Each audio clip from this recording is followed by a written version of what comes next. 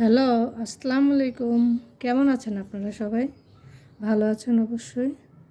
আমিও ভালো আছি আলহামদুলিল্লাহ। দূরে এবং কাছে, দেশ এবং দেশের বাইরে যে আমার ভিডিওটি দেখছেন তাদের সবাইকে জানাই আন্তরিক ভালোবাসা ও ধন্যবাদ। আজকে আমি যে ডিজাইনটি করছি এটি আসলে আপনারা শাড়ি আপনার খুব সুন্দরভাবে করতে পারবেন। শাড়ির পাড়ের ডিজাইনটি খুব সুন্দরভাবে হয়ে যাবে। আপনারা এটা চাইলে কামিজের নিচের অংশে এবং ওড়নার 4 সাইডে বা 2 সাইডে এই ডিজাইনটি খুব সুন্দরভাবে করতে পারবেন।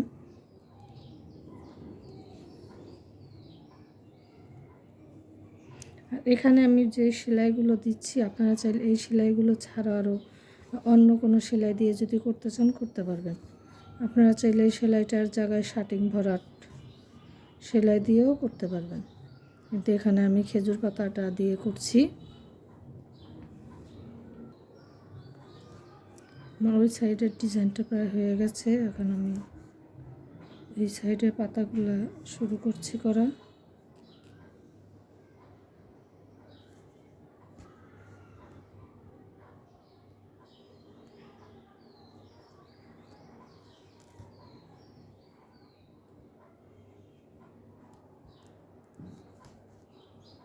আমি এখানে 3টা আর এদিকে 2টা এইভাবে পাতাগুলো করছি।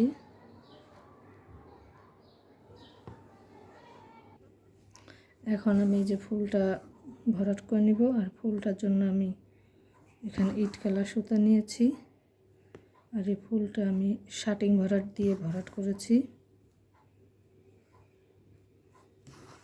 আসলে আমরা যে সেলাইগুলো করে থাকি সচরাচর এই সেলাইগুলো দিয়ে আর কি আমি আমাদের সবসময় চেষ্টা করি আমাদের দেশীয় সেলাইগুলো দিয়ে ডিজাইন করার। আর আমাদের দেশীয় সেলাইগুলো আসলে খুবই সুন্দর, সেলাইগুলো আর কি সহজ এবং সুন্দর। যারা আর কি সেলাই পারেন না তাদের কাছে মনে হতে পারে যে সেলাইগুলো কঠিন, আসলেও কোনো সেলাইগুলো কঠিন না।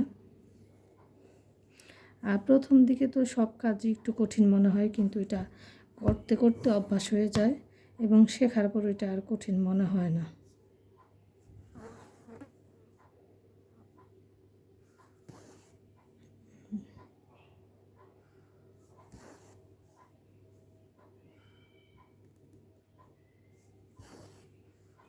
ফুলের পাপড়িটা অলমোস্ট হয়ে যাচ্ছে।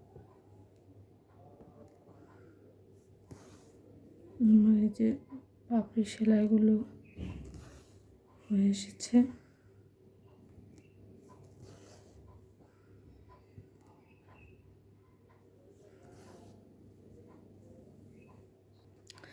এখন আমি এই যে সেলাইগুলো এটা কিভাবে করেছি সেটা করে দেখাবো। এই যে আর এটার জন্য আমি যে বেগুনি কালার সুতাটা নিয়েছি, এইভাবে সুতাটা প্যাচ দিব, একটা প্যাচ দিয়ে এইভাবে যে দিয়ে দেব। দেখো সুন্দর সেলাইটা বসে গেল। আবার এখান থেকে আমি আবার সুতাটা উঠাবো, উঠে যে আবার সুইটা নিয়ে এইভাবে একটা প্যাচ দিয়ে এই যে দিলাম।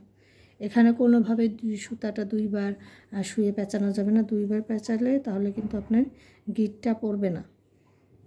এখানে একবারই দিতে হবে। এই যে আমি আবারও দেখাচ্ছি, এই যে সুই, এখানে আমি এটা আরেকবার আরেকটা প্যাঁচ, এই যে এইভাবে একটা প্যাঁচ দিয়ে হাত দিয়ে একটু ধরে রাখতে হবে। হাত দিয়ে একটু ধরে রাখলে সেলাইটা সুন্দর হবে, সুতাটা একটু টাইট থাকবে, নইলে কিন্তু সুতাটা লুজ হয়ে যাবে। আর সুতাটা লুজ হলে সেলাইটা বসবে না। এই যে দেখুন সুন্দর হয়ে গেল। এইভাবে আমি সবগুলো দিয়ে নেব। এখন আমি এই যে এখানে মাঝখানে গিট ভরাটটা কীভাবে করছি সেটা দেখাবো। ঠিক এই একইভাবে সুতা উঠে নিলাম। এই যে এখানে প্যাচ 1 2 3, আমি এখানে সুতাটাকে 3বার সুইয়ের সাথে পেঁচিয়ে নিয়েছি। তারপরে এইভাবে হাত দিয়ে ধরে এইভাবে টান দিতে হবে, তাহলে যে সুন্দর গিটটা পড়ে যাবে।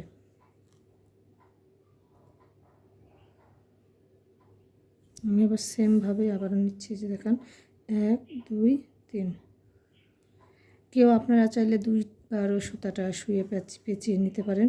তো আমি এখানে একটু 3বার নিয়েছি। আপনারা যদি সুতাটা 2বার পেঁচিয়ে নেন তাহলে গিঁটটা একটু ছোট হবে। যদি ছোট করে করতে চান তাহলে সুতাটা 2বার পেঁচিয়ে নেবেন। তো আমি এখানে 3বার করে নিচ্ছি। 3বার করে পেঁচিয়ে নেওয়াতে দেখা যাচ্ছে গিঁটটি একটু মোটা আর একটু বড় হচ্ছে। সুন্দর হয়ে গেছে, যে এটা সুন্দর হয়েছে। এখন আমি এটাও আবার করব। এই যে ডিজাইনটি কমপ্লিট হয়ে গেছে। আর এই ডিজাইনটি আপনারা চাইলে শাড়ির আঁচলে এবং কামিজের নিচে বর্ডার লাইনে এবং আপনার ওড়নার 2 দিকে বা 4 দিকে আপনারা বর্ডার লাইন হিসেবে এটা করতে পারবেন এবং দেখতে খুবই সুন্দর হবে।